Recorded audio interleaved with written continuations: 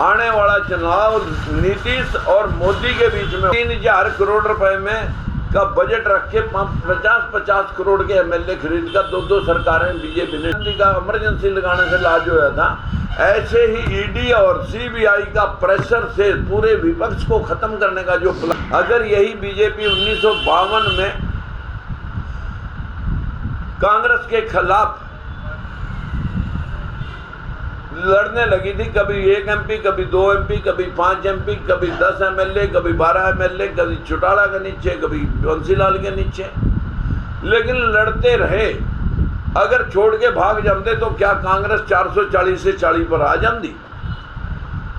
यही बात हम आज इन भाइयों से समझाने के लिए यहाँ पर आए कि लड़ाइयाँ बेईमानी के, शोषण के, बंदर बांट के खिलाफ लड़ी जाती हैं, और वो घर में भी लड़ी जाती हैं, बाहर नहीं, घर में भी इंसान लड़ता है।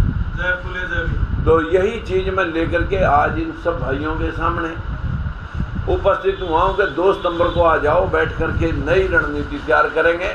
आने वाला चुनाव नीतीश और मोदी के बीच में होगा, क्योंकि ईडी ने सारा विपक्ष भयभीत कर दिया। 3-3 करोड़ रुपए में का बजट रख के 50-50 करोड़ के एमएलए खरीद कर दो सरकारें बीजेपी ने ढा दी, और अभी नीतीश के एमएलए भी तोड़ने का प्रयास होता है। जेजेपी के एमएलए भी इसको पार्टी को विदा करें, उसके एमएलए हमारे वहीं शामिल हो जाएं। ये सब पैसे के प्रलोभन से ऐसा किया जा रहा है, और ईडी का भय दिखा करके पूरे देश को, संविधान को बंद करके मनुवादी व्यवस्था स्थापित करना चाहते हैं हिंदू राष्ट्र की। ये कथन तौर पर होगी नहीं। जैसे इंदिरा गांधी का इमरजेंसी लगाने से इलाज हुआ था, ऐसे ही ईडी और सीबीआई का प्रेशर से पूरे विपक्ष को खत्म करने का जो प्लान है, ये कन्फर्म है कि इस पार्टी को, जैसे 3-3 लाख से जमानतें कांग्रेस की जब्त हुई थी, तो 2024 में आज का बोला, याद रखना, ये जमानतें इस प्रकार से जब्त हों, और नीतीश पूरा विपक्ष सामने लेकर के उसको आएगा। नीतीश का ये भी कहना था कि जो भाजपा है वो क्षेत्रीय पार्टियों को खत्म करने में लगी हुई है, इस वजह से। ये तो नड्डा साहब ने उसी के बिहार में जाकर के कहा था कि हमारा मंसूबा है कि क्षेत्रीय पार्टियां देश में से समाप्त हों। तो तब लोगों ने समझ लिया कि ये तो वाहिद वॉइस वर्षा खेलना चाहते हैं। भाई, एक ही सिक्के के 2 पहलू हैं, कभी आ जाए कांग्रेस और कभी आ जाए हम, बाकी का कोई रहे ना। और इस देश में जैसे भाई खट्टर साहब वही बता सकते हैं कि भाई हमने ये किसानों का पानी निकलवाने के लिए इनका पानी वैसे निकालना है या इनका पानी खेत में से निकालना है। एक और ये जो भी सामनाती जो जमीन है, पंचायती जमीन पे काफ़ी बात चल रहा है। जैसे हरियाणा में इसके खिलाफ विरोध प्रदर्शन काफ़ी बढ़ गया है। वहीं अब तमाम हरियाणा में ये कह रहे हैं कि जो सरकार सामनाती जमीन, जो पंचायती जमीन थी, उसका अधिग्रहण न करे। इसके खिलाफ किसान एकजुट होंगे। देखिए, ये गाँव की मुश्तरका मालकान जमीनें थी। अब सरकार जमीन बांटना चाहती है कहीं कहीं, तो वो कहीं ना किसी का अधिग्रहण करेगी।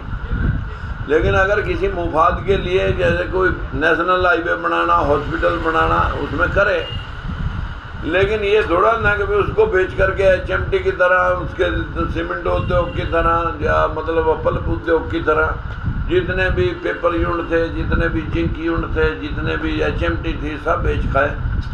ऐसे ही इनको भी निबेड़ना चाहते हैं। बीजेपी का हरियाणा में गठबंधन सरकार चल रही है, लेकिन जो जेजेपी के नेता हैं ये कह रहे हैं कि दुष्यंत को 2024 में मुख्यमंत्री बना देंगे।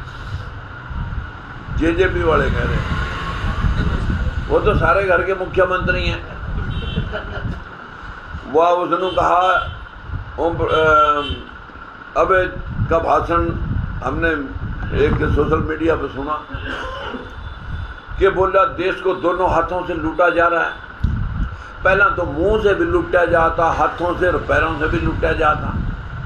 ये मेरे जो परिवार के लोग हैं जेजेपी वाले, ये भी लूट रहे हैं। तय लूटने से रह गया, अनाप शनाप ढंग से अवैध संपत्तियां इकट्ठी कर ली। बापू जेल में चला गया अवैध संपत्ति में, आमदन से अधिक संपत्ति में। लोग भाषण सुन रहे, अब लोग केजरीवाल की किताब भी खोलते हैं। अगला इलेक्शन जो समीकरण लोकसभा में बढ़ेंगे, नीतीश के गठबंधन में पूरे देश एक होगा। उस गठबंधन में हमारी पार्टी भी समर्थन करेगी। और मैं आपको दावे से कह सकता हूं कि अगला चुनाव बीजेपी 2-2 और 3-3 लाख से भी हारेगी। 1977 के चुनाव की तरह जो ईडी और सीबीआई का खेल था, आज का वही इमरजेंसी का खेल था।